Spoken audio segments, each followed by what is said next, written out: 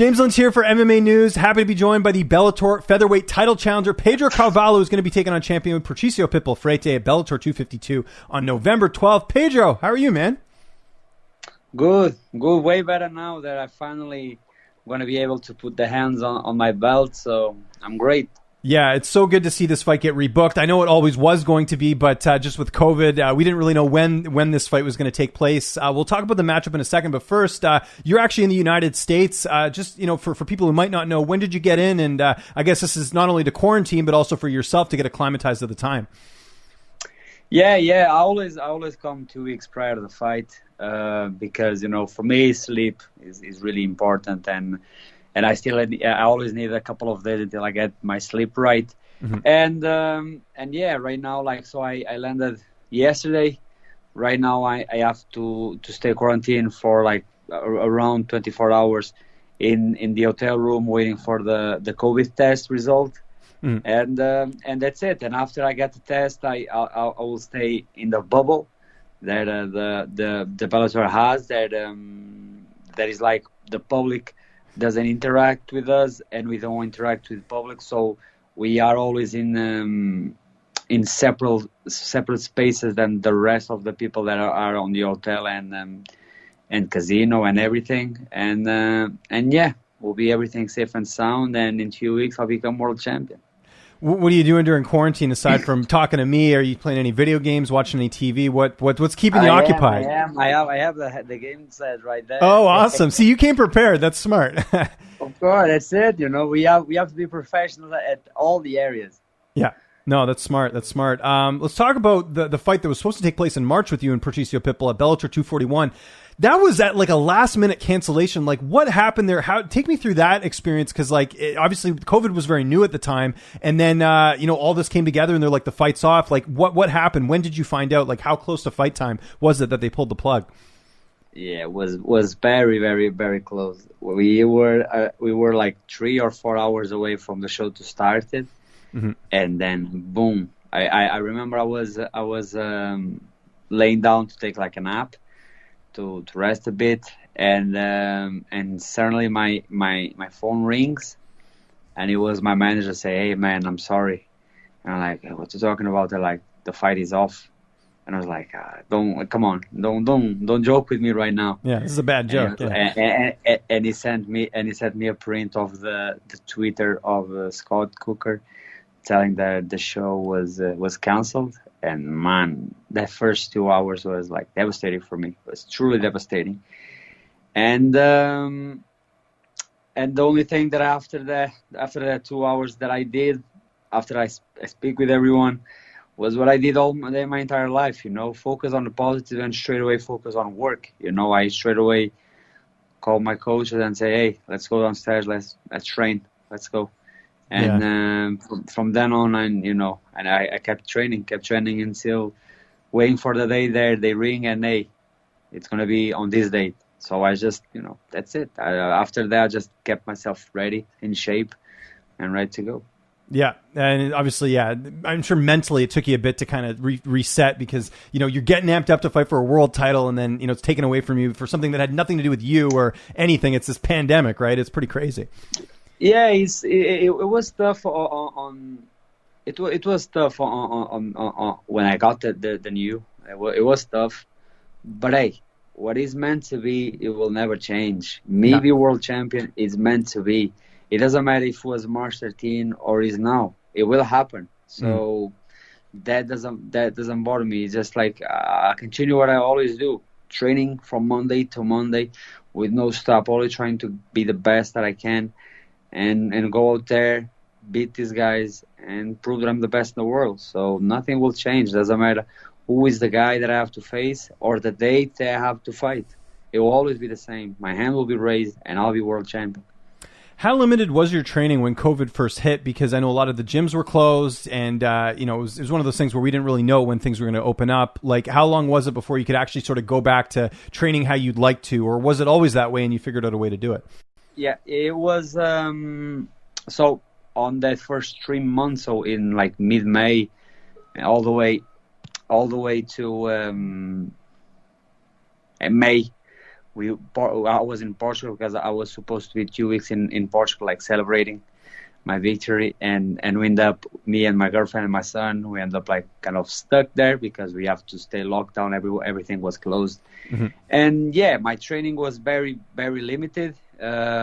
Pretty much my training sessions was with myself, with my own weight, and the only things that I was done was running and shadow boxing, everything that I could do I was doing. I tried to change a bit, try not to do every single day the same thing, but my focus was just keep myself in shape, keep myself ready to go. And I did a good job. Right now I'm in the best shape of my life, and I'm not saying this for the camera. I'm really mental, because I remember in March I didn't remember to be in a better shape than I was in March.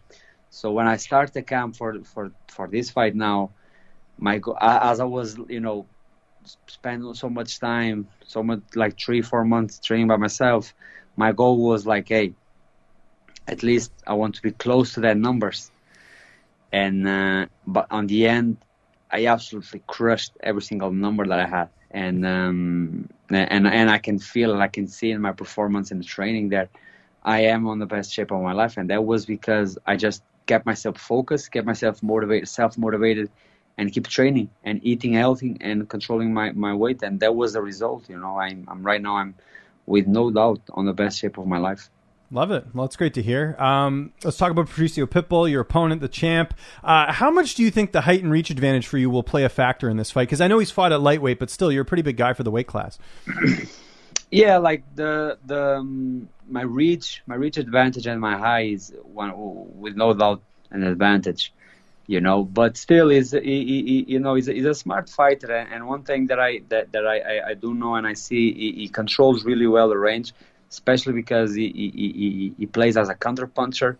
He stays there on the center waiting for you to the perfect timing, so he knows how to measure pretty well the distance. I do think that my main advantage won't be even of course my reach will be there to be used, but I do believe that what I'm gonna have in my favor is with no doubt my conditioning, my pace, my constantly working. Like these guys, when they reach third round, they start to slow down. When I reach third down, I'm warmed up. I'm start to getting there, So I do believe that that's going to be the major thing in this fight. It's going to be me constantly on this phase, make him work, and when I found the breaking point, I'm just going to pick my shots and put him away. Who've been some of your main training partners for this fight? So my main partners, I was able to get two guys to recreate the same ones on the previous camp. One of them is a karate world champion, and other is MMA teammate of mine, and then just people that is close to me, because we can't go around and train with a lot of people. So I just kept people that are close to me. Artem Lobov, Peter Queally, that he was also getting ready to fight Patricio before he got injury, Patricio Pitbull, and yeah, everything got sorted. I had the camp went all 13 times better than what I expected, and yeah, nothing missed me on this fight. Everything was on place, on point, and feel just blessed. I'm Canadian, so I have to ask, did you get to work with Brad Catone at all? I know he's got his fight coming up on October 31st. Brad's one of the nicest guys. He lives up to that Canadian reputation. Yeah, he is. He's a true Canadian guy. You can see on him.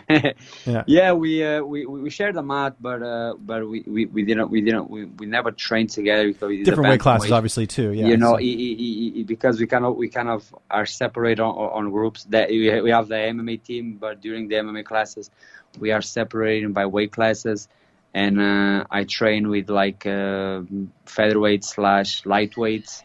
Mm-hmm. And he, of course, is with bantamweights, Yeah. So, we either way, we are always putting on work. And man, if you go to that gym from January to December, you see always the same faces in the mat every day, grinding, taking the best out of each other. And that's why I say that we are the best team in the world, and that's why you go out there and see the results. SVG in 3 shows that Bellator did in Europe, in 3 back-to-back shows, we have 14 wins and like 2 losses or 3 losses, and that's just a small example.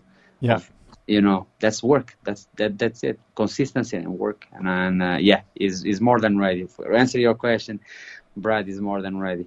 Yes. Oh no, I can't. I got a chance to speak with him as well. And Brad just had like an extra long training camp because he hasn't fought in more than a year. So glad to see him get back in there. Your corner, will John Kavanagh be in your corner, or do you have someone else that's going to be in the cage with you? Yeah, my corner is always the same. Unfortunately, there's only one person that's going to be missing there. That is my wrestling coach, Sergey Pikulski.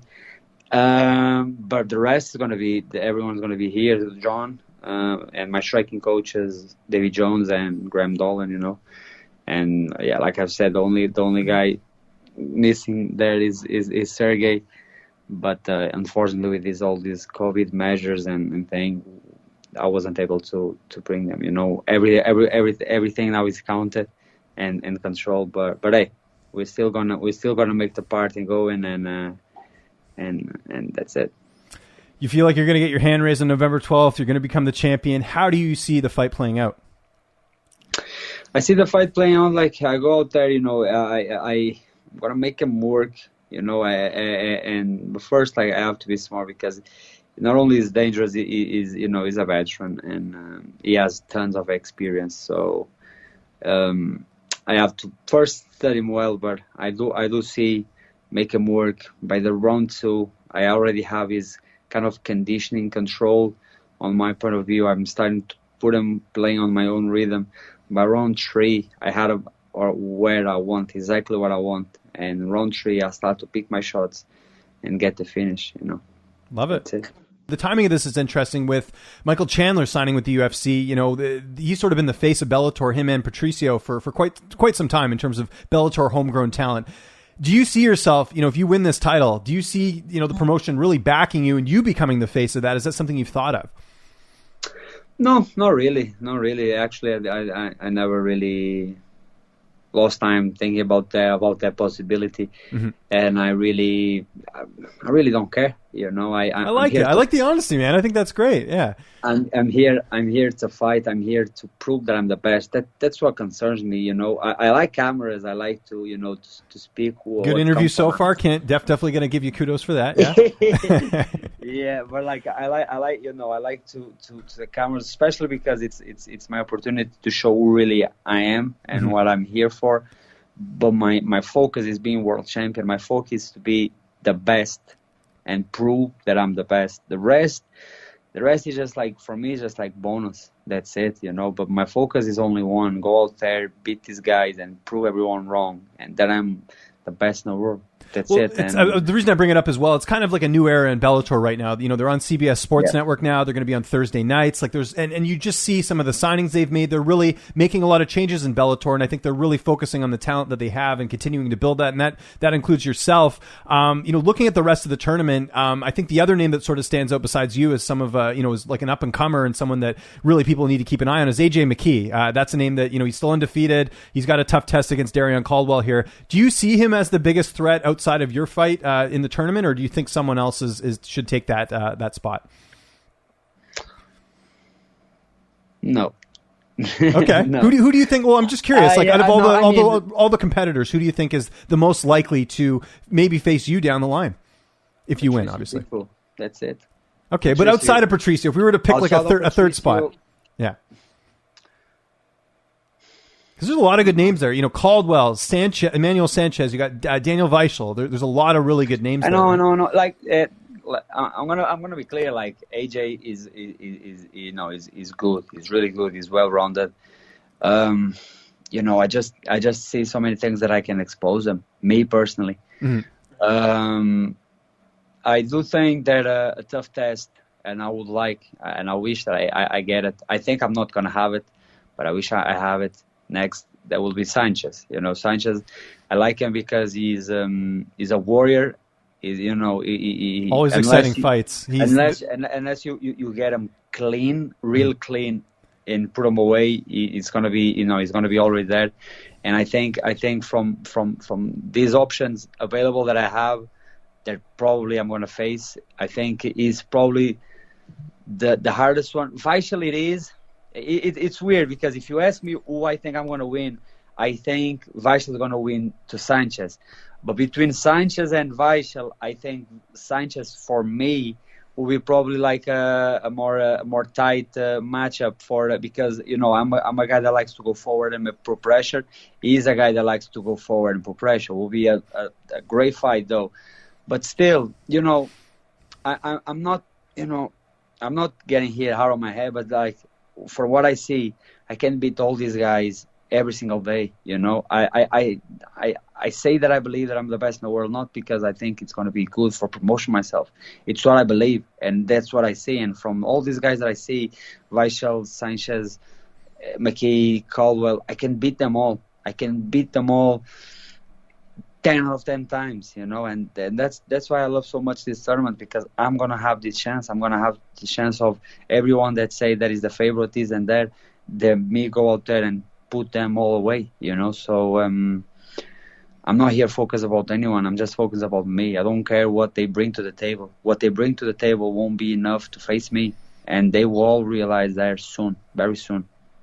And the next part of this tournament takes place November 12th. It is Bellator 252. Pedro, it was great catching up with you, man. I love the confidence ahead of this fight. It's going to be an awesome matchup. This is one of the best fights this year we're going to see in MMA. Just remind people where they can find you on social media, and if you got any sponsors or shoutouts, I'll give you the last word. People can find me on Instagram and Instagram, Twitter, and Facebook. Pedro Carvalho MMA. And that's it. Shout out! I just would like to give everyone that supports me, supports me, and it's been so good, especially from my own country, Portugal. It's been so heartwarming to see everyone, back me up. They are feeling this fight as much as me. This fight has been as important for them as it is for me, and it's absolutely a blast to see your country seeing your fight and meaning so much to them.